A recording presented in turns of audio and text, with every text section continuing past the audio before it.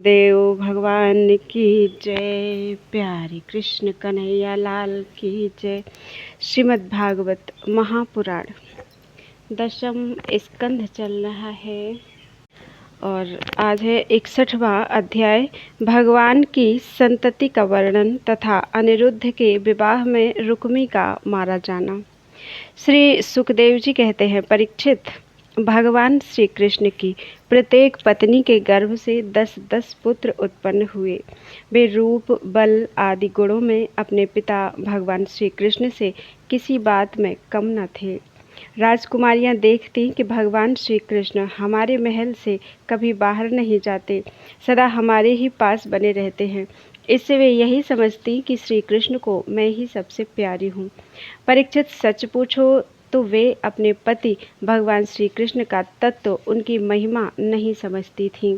वे सुंदरियां अपने आत्मानंद में एक रस स्थित भगवान श्री कृष्ण के कमल कली के समान सुंदर मुख, विशाल बाहु, कर्ण स्पर्शी नेत्र, प्रेम भरी मुस्कान, रसमयी चितवन और मधुर वाणी से स्वयं ही मोहित रहती थीं। वे अपने श्रृंगार संबंधी हाव भाव से उनके मन को अपनी ओर खींचने में समर्थ ना हो सकी। वे 16,000 से अधिक थीं।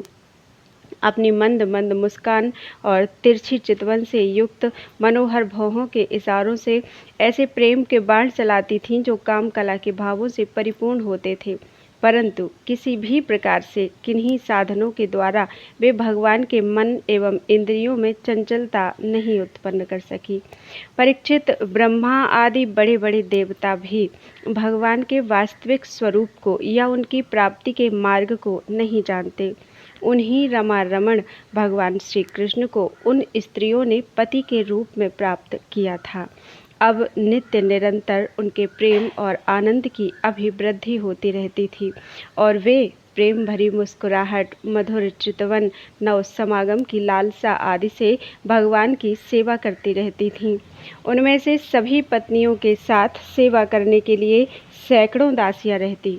फिर भी जब उनके महल में भगवान पधारते तब वे स्वयं आगे जाकर आदर पूर्वक उन्हें लिवा लाती, श्रेष्ठ आसन पर बैठाती, उत्तम सामग्रियों से उनकी पूजा करती, चरण कमल पखारती, पान लगाकर खिलाती, पांव दबाकर थकावट दूर करती, पंखा झलती, इत्र, फुलेल, चंदन आदि लगाती, फूलों के हार पहनाती, केश संवारती, सुलाती, स्नान कराती और अनेक प्रकार के भोजन कराकर अपने हाथों भगवान की सेवा करती। परीक्षित, मैं कह चुका हूँ कि भगवान श्री कृष्ण की प्रत्येक पत्नी के 10-10 पुत्र थे। उन रानियों में 8 पटरानियां थीं जिनके विवाह का वर्णन मैं पहले कर चुका हूँ।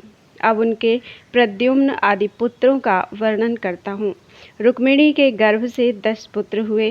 प्रद्युम्न, चारुदेष्ण, सुदेष्ण, पराक्रमी, चारुदेह, सुचारु, चारुगुप्त, भद्रचारु, चारुचंद्र, विचारु और 10वां चारु। ये अपने पिता भगवान श्री कृष्ण से किसी बात में कम न थे।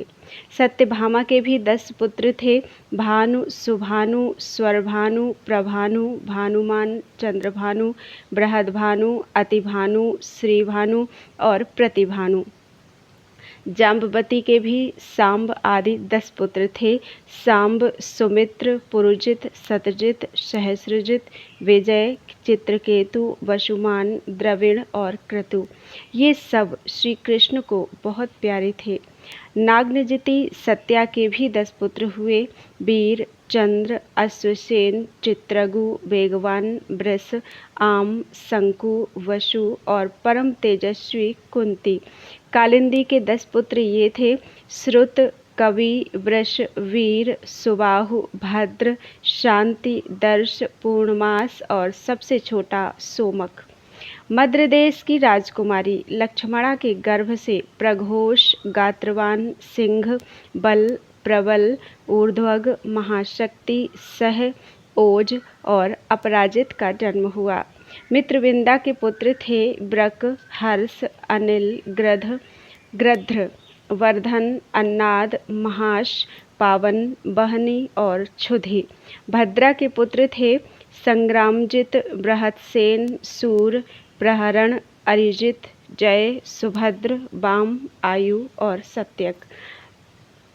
इन 8 पटरानियों के अतिरिक्त भगवान की रोहिणी आदि 16,100 और भी पत्नियां थीं। उनके दीप्तिमान और ताम्र तप्त आदि 10-10 पुत्र हुए। रुक्मिणी नंदन प्रद्युम्न का मायावती रति के अतिरिक्त भोजकट नगर निवासी रुक्मी की पुत्री रुक्मवती से भी विवाह हुआ था। उसी के गर्भ से परम बलशाली अनिरुद्ध का जन्म हुआ। परीक्षित, श्री कृष्ण के पुत्रों की माताएं ही 16,000 से अधिक थीं, इसलिए उनके पुत्र पौत्रों की संख्या करोड़ों तक पहुंच गई। राजा परीक्षित ने पूछा, परम ज्ञानी मुनीश्वर, भगवान श्री कृष्ण ने रणभूमि में रुक्मी का बड़ा तिरस्कार किया था, इसलिए वह सदा इस बात के घात में रहता था कि अवसर मिलते ही श्री कृष्ण से उसका बदला लूं और उनका काम तमाम कर डालूं। ऐसी स्थिति में उसने अपनी कन्या रुक्मवती अपने शत्रु के पुत्र प्रद्युम्न जी को कैसे ब्याह दी, कृपा करके बतलाइए। 2 शत्रुओं में श्री कृष्ण और रुक्मी में फिर से परस्पर वैवाहिक संबंध कैसे हुआ?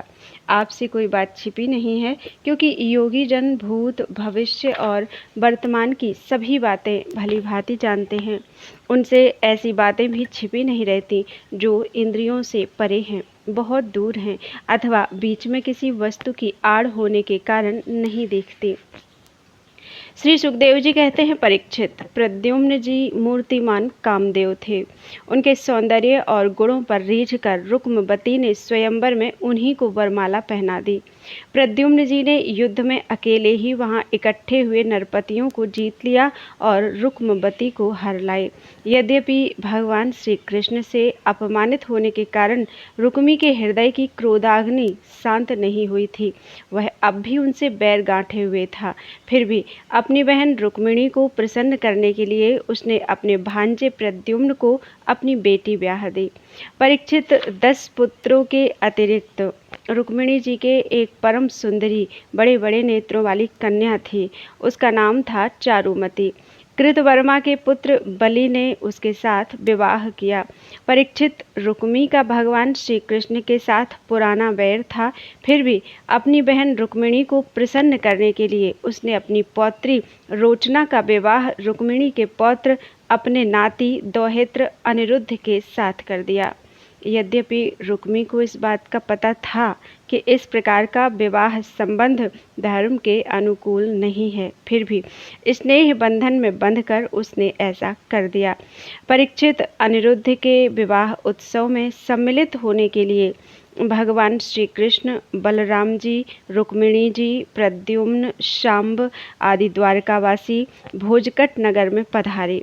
जब विवाह उत्सव निर्विघ्न समाप्त हो गया, तब कलिंग नरेश आदि घमंडी नरपतियों ने रुक्मी से कहा कि तुम बलराम जी के पासों के खेल में जीत लो। राजन, बलराम जी को पासे डालने तो आते नहीं, परंतु उन्हें खेलने का बहुत बड़ा व्यसन है। उन लोगों के बहकाने से रुक्मी ने बलराम जी को बुलवाया और वह उनके साथ चौसर खेलने लगा। बलराम जी ने पहले 100, फिर 1000 और इसके बाद 10,000 मोहरों का दांव लगाया। उन्हें रुक्मी ने जीत लिया। रुक्मी की जीत होने पर कलिंग नरेश दांत दिखा दिखाकर ठहाका मारकर बलराम जी की हंसी उड़ाने लगा। बलराम जी से वह हंसी सहन नहीं हुई, वे कुछ चिढ़ गए। इसके बाद रुक्मी ने 1,00,000 मोहरों का दांव लगाया। उसे बलराम जी ने जीत लिया, परंतु रुक्मी धूर्तता से यह कहने लगा कि मैंने जीता है। इस पर श्रीमान बलराम जी क्रोध से तिलमिला उठे। उनके हृदय में इतना क्षोभ हुआ मानो पूर्णिमा के दिन समुद्र में ज्वार आ गया हो। उनके नेत्र एक तो स्वभाव से ही लाल लाल थे, दूसरे अत्यंत क्रोध के मारे वे और भी दहक उठे। अब उन्होंने 10 करोड़ मोहरों का दांव रखा। इस बार भी द्यूत नियम के अनुसार बलराम जी की ही जीत हुई, परंतु रुक्मी ने छल करके कहा, मेरी जीत है। इस विषय के विशेषज्ञ कलिंग नरेश आदि सभासद इसका निर्णय कर दें। उस समय आकाशवाणी ने कहा, यदि धर्म पूर्वक कहा जाए तो बलराम जी ने ही यह दांव जीता है। रुक्मी का यह कहना सरासर झूठ है कि उसने जीता है। एक तो रुक्मी के सिर पर मौत सवार थी और दूसरे उसके साथी दुष्ट राजाओं ने भी उसे उभाड़ रखा था। इससे उसने आकाशवाणी पर कोई ध्यान नहीं दिया और बलराम जी की हंसी उड़ाते हुए कहा, बलराम जी, आखिर आप लोग बन बन भटकने वाले ग्वाले ही तो ठहरे। आप पासे खेलना क्या जाने। पासों और बाणों से तो केवल राजा लोग ही खेला करते हैं, आप जैसे नहीं। रुक्मी के इस प्रकार आक्षेप और राजाओं के उपहास करने पर बलराम जी क्रोध से आग बबूला हो उठे। उन्होंने एक मुकदर उठाया और उस मांगलिक सभा में ही रुक्मी को मार डाला।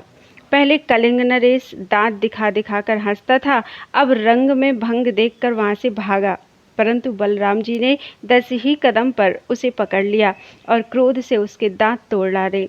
बलराम जी ने अपने मुकदर की चोट से दूसरे राजाओं को भी बाह, जांघ और सिर आदि तोड़ फोड़ डाले। वे खून से लथपथ और भयभीत होकर वहां से भागते बने।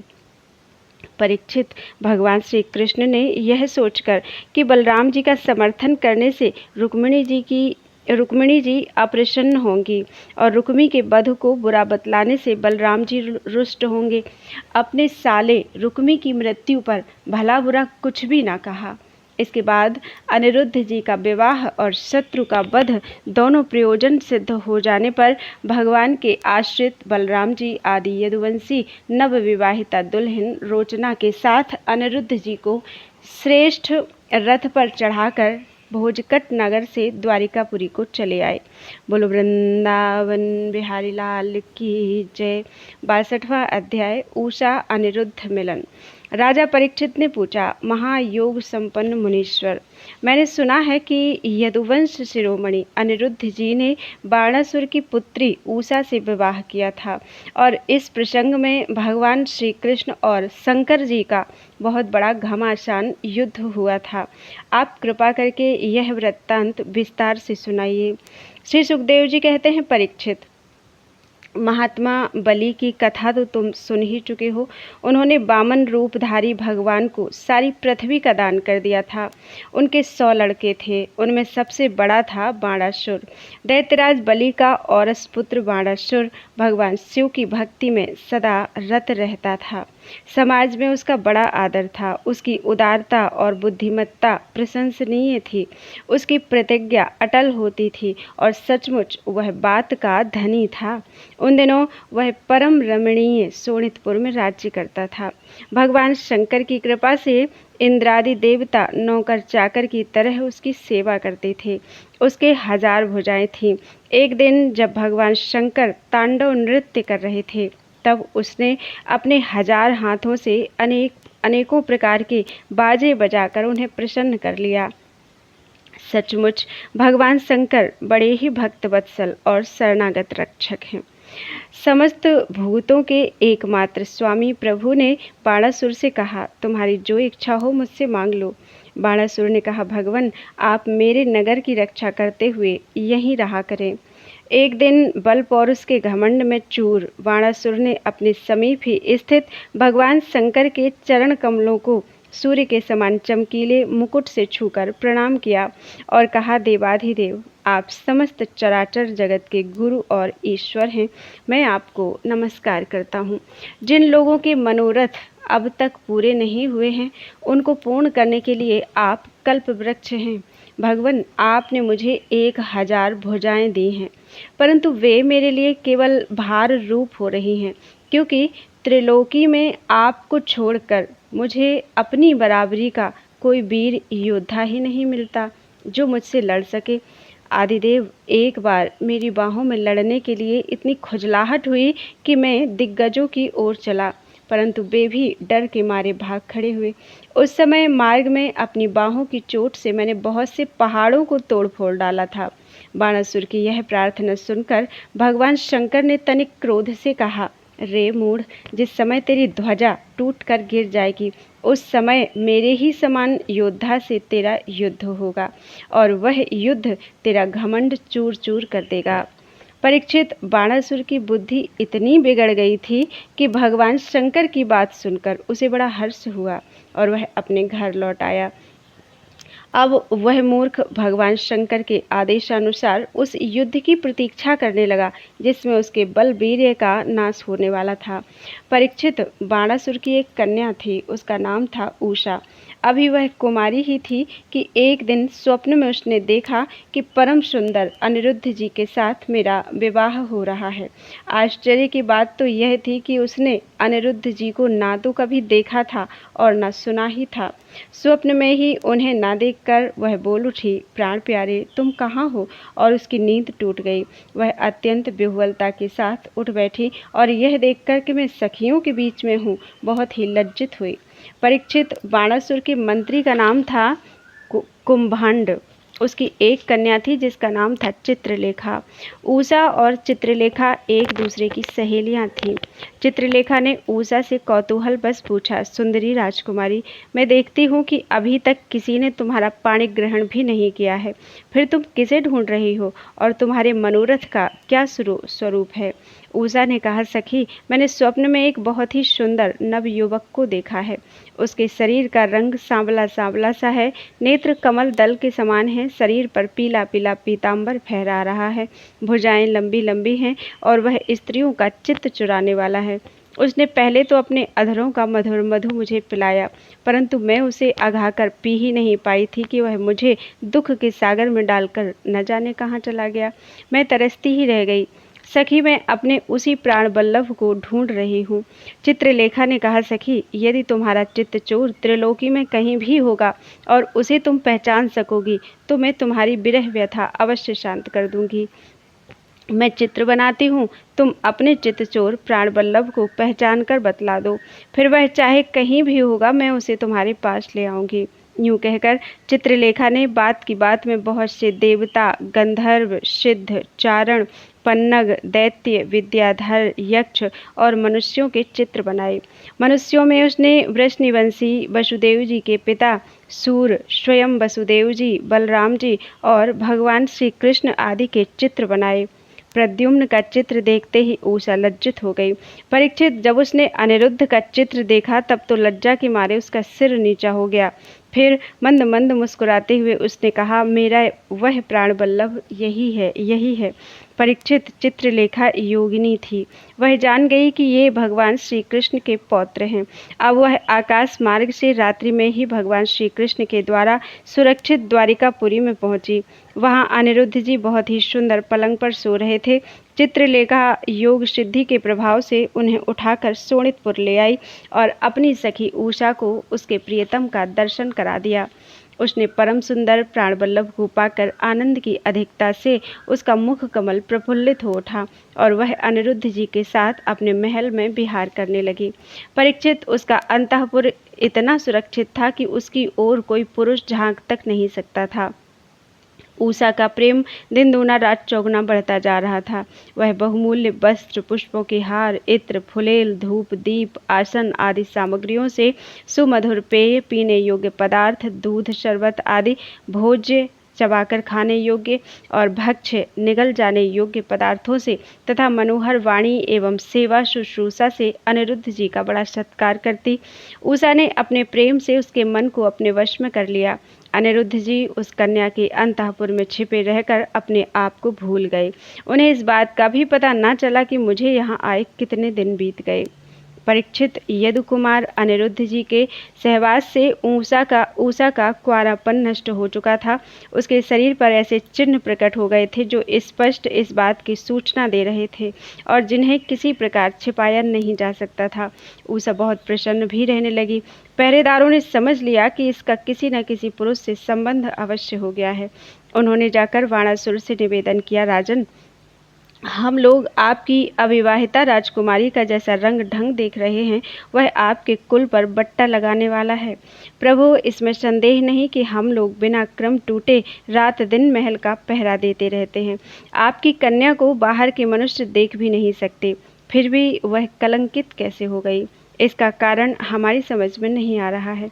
परीक्षित, पहरेदारों से यह समाचार जानकर कि कन्या का चरित्र दूषित हो गया है, बाणासुर के हृदय में बड़ी पीड़ा हुई। वह झटपट उषा के महल में जा धमका और देखा कि अनिरुद्ध जी वहां बैठे हुए हैं। प्रिय परीक्षित, अनिरुद्ध जी स्वयं कामावतार प्रद्युम्न जी के पुत्र थे। त्रिभुवन में उनके जैसा सुंदर और कोई नहीं था।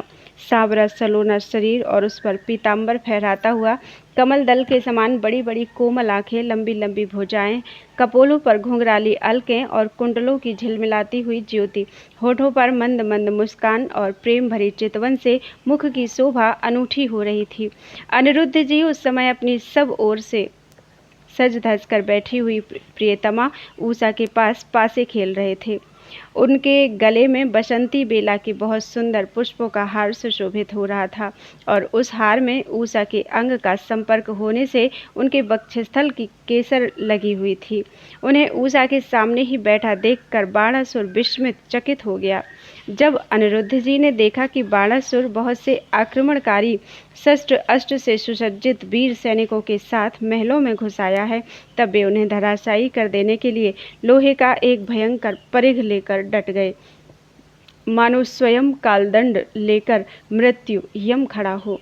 बाणासुर के साथ आए हुए सैनिक उनको पकड़ने के लिए ज्यों ज्यों उनकी ओर झपटते, त्यों त्यों वे उन्हें मार मार कर गिराते जाते, ठीक वैसे ही जैसे सुअरों के दल का नायक कुत्तों को मार डाले। अनिरुद्ध जी की चोट से उन सैनिकों के सिर, भुजा, जंघा आदि अंग टूट फूट गए और वे महलों से निकल भागे। जब बलि बाणासुर ने देखा कि यह तो मेरी सारी सेना का संहार कर रहा है, तब वह क्रोध से तिलमिला उठा और उसने नागपाश से उन्हें बांध लिया। ऊषा ने जब सुना कि उसके प्रियतम को बांध लिया गया है, तब वह अत्यंत शोक और विषाद से विह्वल हो गई। उसके नेत्रों से आंसुओं की धारा बहने लगी, वह रोने लगी। बोलो वृंदावन बिहारी लाल की जय। 63वां अध्याय, भगवान श्री कृष्ण के साथ बाणासुर का युद्ध। श्री सुखदेव जी कहते हैं, परीक्षित, बरसात के 4 महीने बीत गए, परंतु अनिरुद्ध जी का कहीं पता न चला। उनके घर के लोग इस घटना से बहुत ही शोकाकुल हो रहे थे। एक दिन नारद जी ने आकर अनिरुद्ध का शोणितपुर जाना, वहां बाणासुर के सैनिकों को हराना और फिर नागपाश में बांधा जाना, यह सारा समाचार सुनाया। तब श्री कृष्ण को ही अपना आराध्य देव मानने वाले यदुवंशियों ने शोणितपुर पर चढ़ाई कर दी। अब श्री कृष्ण और बलराम जी के साथ उनके अनुयायी सभी यदुवंशी प्रद्युम्न, सात्यकी, गद, शांब, सारण, नंद, उपनंद और भद्र आदि ने 12 अक्षौहिणी सेना के साथ व्यूह बनाकर चारों ओर से बाणासुर की राजधानी को घेर लिया। जब बाणासुर ने देखा कि यदुवंशियों की सेना नगर के उद्यान, परकोटों, बुरुजों और सिंह द्वारों को तोड़ फोड़ रही है, तब उसे बड़ा क्रोध आया और वह भी 12 अक्षौहिणी सेना लेकर नगर से निकल पड़ा। बाणासुर की ओर से साक्षात भगवान शंकर वृषभराज नंदी पर सवार होकर अपने पुत्र कार्तिकेय और गणों के साथ रणभूमि में पधारे और उन्होंने भगवान श्री कृष्ण तथा बलराम जी से युद्ध किया। परीक्षित, वह युद्ध इतना अद्भुत और घमासान हुआ कि उसे देखकर रोंगटे खड़े हो जाते थे। भगवान श्री कृष्ण से शंकर जी का और प्रद्युम्न से स्वामी कार्तिकेय का युद्ध हुआ। बलराम जी से कुंभांड और कूपकर्ण का युद्ध हुआ। बाणासुर के पुत्र के साथ सांब और स्वयं बाणासुर के साथ सात्यकी भिड़ गए।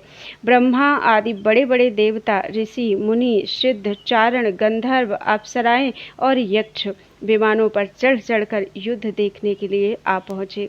भगवान श्री कृष्ण ने अपने सारंग धनुष से तीखी नोक वाले बाणों से शंकर जी के अनुचरों भूत, प्रेत, प्रमथ, गुह्यक, डाकिनी, यातुधान, बेताल, विनायक, प्रेतगण, मातृगण, पिशाच, कूष्मांड और ब्रह्म राक्षसों को मार मार कर खदेड़ दिया। पिनाकपाणी शंकर जी ने भगवान श्री कृष्ण पर भांति भांति के अगणित शस्त्र अस्त्रों का प्रयोग किया, परंतु भगवान श्री कृष्ण ने बिना किसी प्रकार के विस्मय के उन्हें विरोधी शस्त्रास्त्रों से शांत कर दिया। भगवान श्री कृष्ण ने ब्रह्मास्त्र की शांति के लिए ब्रह्मास्त्र का, वायव्यास्त्र के लिए पार्वतास्त्र का, आग्नेयास्त्र के लिए पर्जन्यास्त्र का और पाशुपतास्त्र के लिए नारायणास्त्र का प्रयोग किया।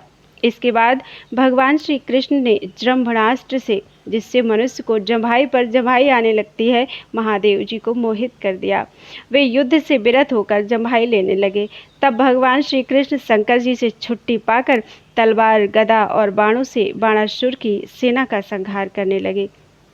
इधर प्रद्युम्न ने बाणों की बौछार से स्वामी कार्तिक को घायल कर दिया। उनके अंग अंग से रक्त की धारा बह चली। वे रणभूमि छोड़कर अपने वाहन मयूर द्वारा भाग निकले। बलराम जी ने अपने मूसल की चोट से कुंभंड और कूपकर्ण को घायल कर दिया। वे रणभूमि में गिर पड़े। इस प्रकार अपने सेनापतियों को हताहत देखकर बाणासुर की सारी सेना तितर बितर हो गई।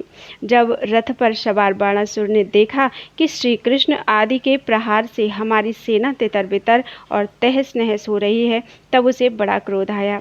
उसने चिढ़कर सात्यकी को छोड़ दिया और वह भगवान श्री कृष्ण पर आक्रमण करने के लिए दौड़ पड़ा। परीक्षित, रणोन्मत्त बाणासुर ने अपने 1000 हाथों से एक साथ ही 500 धनुष खींचकर एक एक पर 2-2 बार चढ़ाए, परंतु भगवान श्री कृष्ण ने एक साथ ही उसके सारे धनुष काट डाले और सारथी, रथ तथा घोड़ों को भी धराशायी कर दिया। एवं शंख ध्वनि की कोटरा नाम की एक देवी बाणासुर की धर्म माता थी। वह अपने उपासक पुत्र के प्राणों की रक्षा के लिए बाल बिखेर कर नंग धड़ंग भगवान श्री कृष्ण के सामने आकर खड़ी हो गई। भगवान श्री कृष्ण ने इसलिए कि कहीं उस पर दृष्टि न पड़ जाए, अपना मुंह फेर लिया और वे दूसरी ओर देखने लगे। तब तक बाणासुर धनुष कट जाने और रथहीन हो जाने के कारण अपने नगर में चला गया। इधर जब भगवान शंकर के भूतगण इधर उधर भाग गए, तब उनका छोड़ा हुआ 3 सिर और 3 पैर वाला ज्वर 10 दिशाओं को जलाता हुआ सा भगवान श्री कृष्ण की ओर दौड़ा। भगवान श्री कृष्ण ने उसे अपनी ओर आते देखकर उसका मुकाबला करने के लिए अपना ज्वर छोड़ा। अब वैष्णव और माहेश्वर दोनों ज्वर आपस में लड़ने लगे। अंत में वैष्णव ज्वर के तेज से माहेश्वर ज्वर पीड़ित होकर चिल्लाने लगा और अत्यंत भयभीत हो गया। जब उसे अन्यत्र कहीं त्राण न मिला, तब वह अत्यंत नम्रता से हाथ जोड़कर शरण में लेने के लिए भगवान श्री कृष्ण से प्रार्थना करने लगा। ज्वर ने कहा, प्रभु, आपकी शक्ति अनंत है। आप ब्रह्मादि ईश्वरों के भी परम महेश्वर हैं।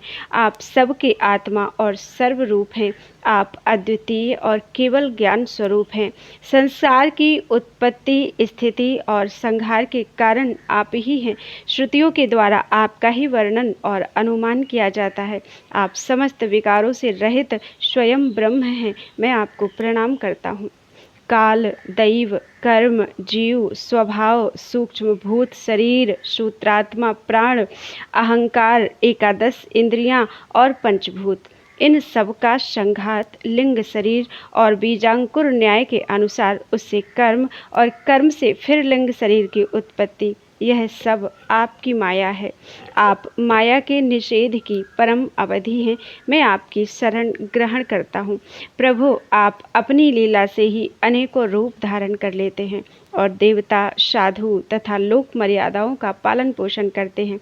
साथ ही उन्मार्गगामी और हिंसक असुरों का भी संहार करते हैं।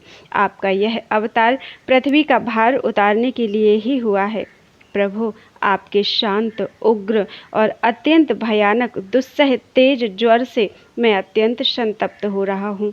भगवान, देहधारी जीवों को तभी तक ताप संताप रहता है जब तक वे आशा के फंदों में फंसे रहने के कारण आपके चरण कमलों की शरण नहीं ग्रहण करते।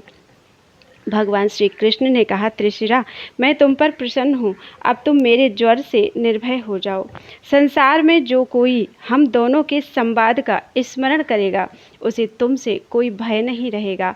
भगवान श्री कृष्ण के इस प्रकार कहने पर माहेश्वर ज्वर उन्हें प्रणाम करके चला गया। तब तक बाणासुर रथ पर सवार होकर भगवान श्री कृष्ण से युद्ध करने के लिए फिर आ पहुँचा।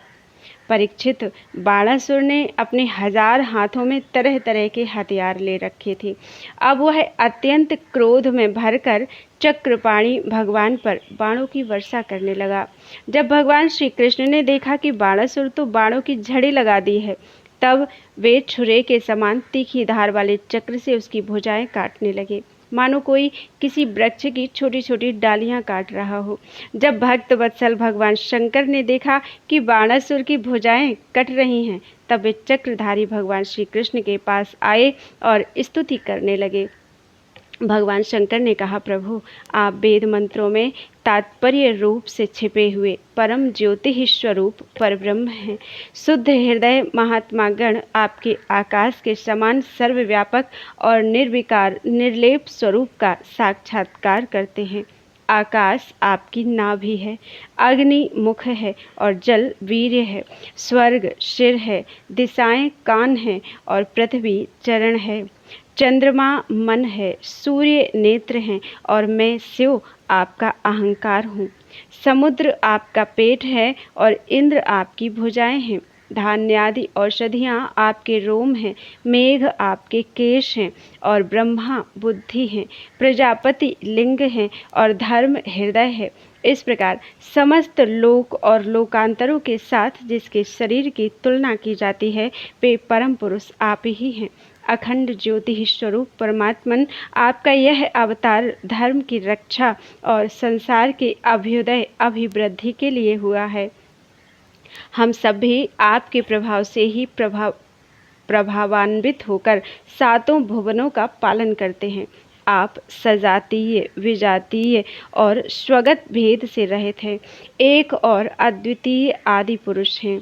मायाकृत जागृत स्वप्न और सुषुप्ति इन तीन अवस्थाओं में अनुगत और उनसे अतीत तुरीय तत्व भी आप ही हैं।